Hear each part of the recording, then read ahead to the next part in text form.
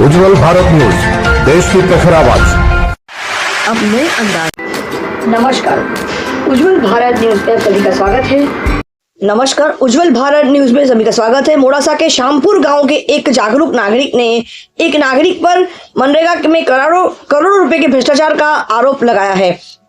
आरोप करोड़ों रुपए का घोटाला है या नहीं, ये तो व्यवस्था का मामला है, लेकिन इस संबंध में आरोपी और आरोप लगाने वाले दोनों के लिए ग्रामीणों का क्या कहना है, ध्यान से सुनिए। ब्यूरो रिपोर्ट हिमांशु भाई।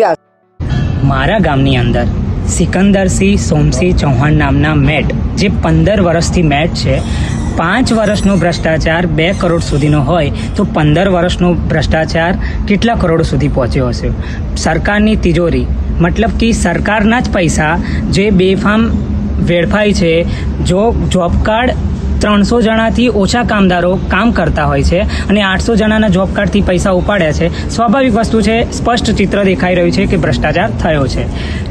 જો મંત્રી શ્રી બચુ ખાબડના પુત્રો જો ધરપકડ થતી હોય તો એક મામૂલી ભ્રષ્ટાચારી મેટ દ્વારા આટલું બધું કરપ્શન થયું છે તો કાયદેસરની એક કાર્યવાહી થવી જોઈએ। સરકારના પૈસાનો દુરુપયોગ થયો છે, પૈસા ખરેખર પબ્લિકને મળવા જોઈએ, એની જગ્યાએ સરકારના જ નાણાં કોઈ એક મેટના ઘરે બેનામી સંપત્તિ કરોડો રૂપિયાની ભેગી કરવામાં આવી છે।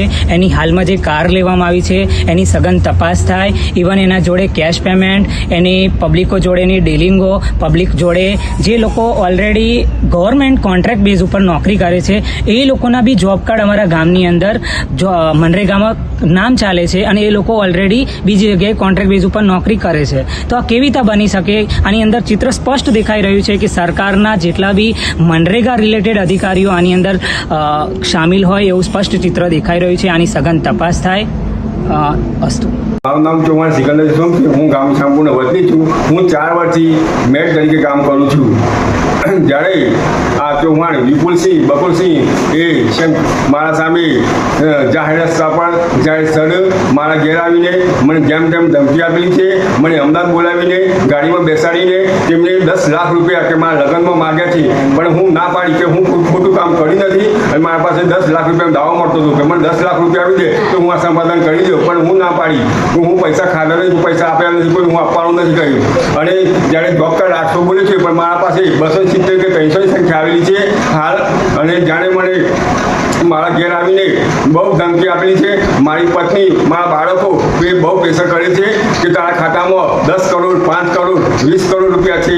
જો કદાચ અંદર ખોટા નીકળશે, સરકારે આવીને એલસીડી આવ્યો છે, જ્યારે ખોટા તદ્દન પડશે, જ્યારે હું એના પર 5 કરોડનો દાવો મૂકવાનું છું।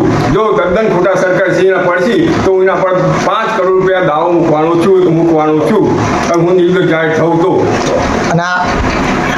અને બીજું કે જે તમારી ઉપર જે ગાડી લઈને તમે ફરો છો એને એવો આક્ષેપ કર્યો છે, ગાડી લઈને ફરો છો તો એ ગાડી કેવી રીતે આવી છે?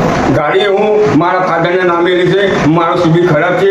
મારા ફાધર બહુ મહેનતી છે, મારા 10 જોડો દૂધ આપે છે। હું દૂધના પૈસા અને બીજી આમ જેમ કમાણી હું 2 મિનિટ તરીકે કામ કરતો હતો, એ રીતે મારા ઘર ચલાવતો હતો અને હું ગાડી લાવ્યો છું। લોન કરીને સખી મંડળની લોન છે, મારે ભેંસની લોન છે, મારી જીસીની લોન છે, હાલ ચાલુ છે। મારું નામ સુરેખાબેન છે, ગામ શ્યામપુર। અમે સિકંદરભાઈ જોડે કામ કરીએ છીએ। એ 300 માણસો જેવા માનો પગારે રેગ્યુલર આપી દે છે। 800 માણસો ક્યારે થયા છે? 800 માણસો નથી, 300 જેવા માણસો કામ કરે। 300 જણા જ કામ કરો। તો આ ભાઈ જોડે તમે કામ કરો, તમને લાગ્યું એવું કે આ ભાઈ કોઈ જગ્યાએ ભ્રષ્ટાચાર કર્યો આવું તેવું કંઈ? ના, એવું નથી કર્યું। કોઈ તમને શક લાગ્યો હોય? ના। Thanks for watching UB News. Like and comment, and don't forget to subscribe for latest updates. Subscribe our channel.